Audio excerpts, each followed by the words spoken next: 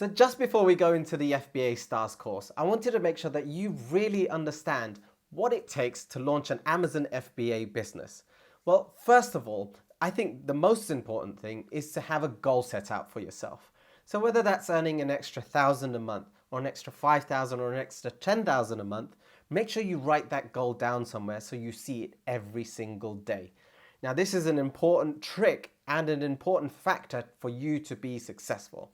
Now, the next important factor for you to be successful in Amazon FBA is to make sure that you follow the FBA Stars 10-step process as closely as you can. So my advice for a course like this is to go through the course step by step.